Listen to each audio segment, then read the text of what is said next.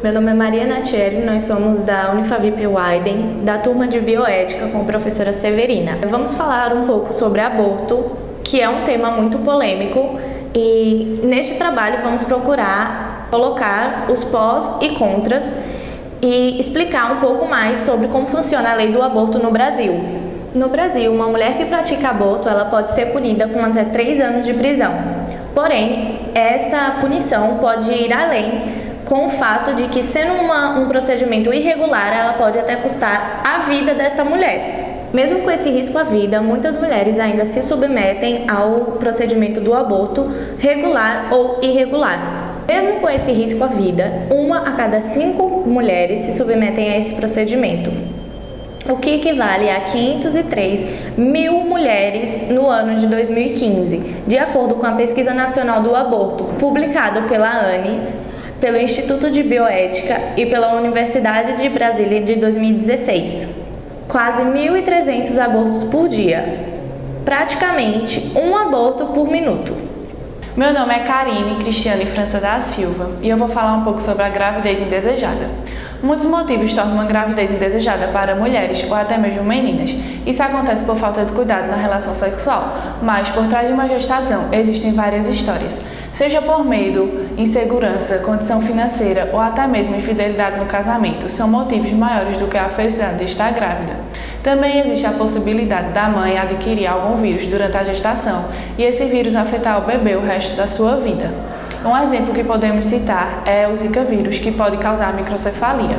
O índice de abortos cresce a cada dia mais, principalmente nas clínicas clandestinas. Segundo a ONU, em 2013, aconteceram cerca de 3,2 milhões de abortos entre adolescentes de 15 a 19 anos nos países mais pobres.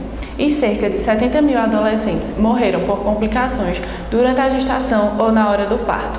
No Brasil, foi realizada uma pesquisa nacional do aborto entre mulheres alfabetizadas de 18 a 39 anos na área urbana e mostrou que 55% delas precisaram ser internadas pós o aborto. 48% delas afirmaram já ter tomado medicamentos para abortar e 13% delas já abortaram entre 16 e 17 anos. E provavelmente esses números na área rural são maiores ainda.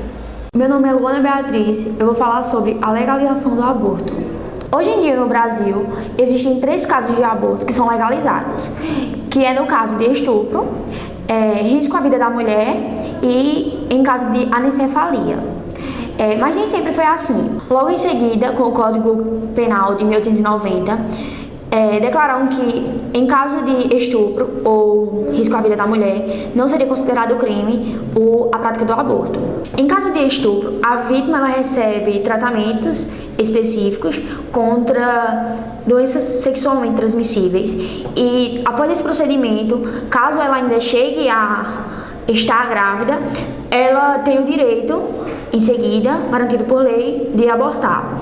Quanto ao segundo caso, quando representa risco à saúde da mulher, o serviço público ele deve oferecer à paciente atenção humanizada e informações para que a mesma decida se quer prosseguir ou não com a gestação.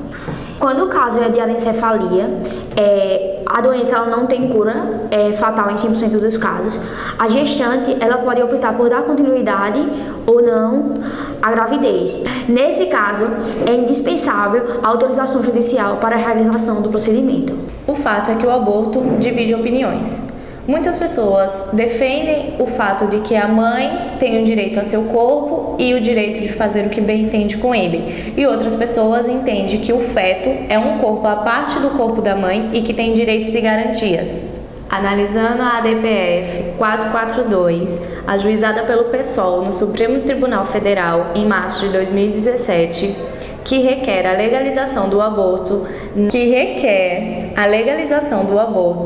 até a 12ª semana de gestação, podemos perceber que um dos argumentos utilizados para embasar este requerimento é a vida da mãe. Na concepção deles, o aborto irregular está levando a um caso de calamidade na saúde, quanto muitas mães, por passar por procedimentos irregulares, acabam parando em clínicas e até mesmo em hospitais para ficar internada e terminar esse procedimento. A intenção desta ação é prevenir que isso aconteça, regularizando um aborto, como se isso fosse uma forma de realmente resolver esse problema. Porque o fato do aborto e o fato das internações da mãe não quer dizer que por ser irregular, e sim por estar violando o corpo dela e tirando uma vida de lá de dentro. Quando falamos de aborto, não estamos falando apenas de uma mãe. Estamos falando de uma criança que vai nascer, de um feto que tem direitos e garantias. O fato de uma mulher tirar o bebê de dentro dela não significa que ela não vai ser mãe. Significa apenas que ela vai ser mãe de uma criança morta. Quando vemos por essa perspectiva, podemos analisar e ver que não tem cabimento legalizar um aborto num país como o nosso. Mesmo com tantas formas de prevenção, ainda existem mulheres e homens que não se previnem e acabam gerando outra vida. E por inconsequência deles, eles acabam se achando no direito de tirar essa vida e não permitir que ela floresça. Meu nome é Fernando Cabral de Arruda. Eu vou falar um pouco para vocês sobre o aspecto jurídico e social do aborto. Existem duas formas que foram legalizadas o aborto. A primeira é quando a gravidez traz risco à vida da mãe, e a segunda alternativa é quando existe o estupro no meio, que é um crime. Quanto às condutas sociais, as leis sociais, elas se diferem de um lugar para outro. Cada grupo ou país tem o seu próprio ordenamento jurídico com concepções diferentes sobre o aborto. Meu nome é Lourival Neto, eu vou falar um pouco sobre nossa legislação que trata sobre o aborto. Para entendermos o tema, a gente tem que voltar lá no Código Civil, onde já no artigo 2º o Código Civil põe a salvo os direitos do nascituro. Tendo em vista isso, também olhamos um pouco para a Constituição, onde no artigo 5º, inciso 10, põe a vida como um direito inviolável. Por isso que no Código Penal, do artigo 124 ao artigo 128, temos o aborto como um crime que é um crime contra a vida. Falhou aqui. Mas foi muito bom. Continua do Código Penal, o resto tá muito bom. Código Penal, tipos. Vamos para tipos agora, deixa eu baixar. Não, você tem que repetir Código Penal de novo. Pra gente poder colocar no código. Alguns tipos de aborto: o espontâneo, o induzido e o necessário. O espontâneo e o necessário não são considerados crimes, já o induzido é considerado crime. As penas para o induzido variam de acordo com a forma que ele foi praticado. A pena para a mãe que realiza o aborto nela ou consente que alguém realize o aborto varia de 1 a 3 anos de detenção. Já a pena para aquele que realiza o aborto na mãe com o consentimento dela varia de 1 a 4 anos. O aborto para quem realiza o aborto sem o consentimento da mãe, da gestante, vai de 3 a 10 anos. E existe também a forma qualificada, que é se durante o processo do aborto aquela mãe sofreu alguma lesão corporal grave, a pena será aumentada de 1/3.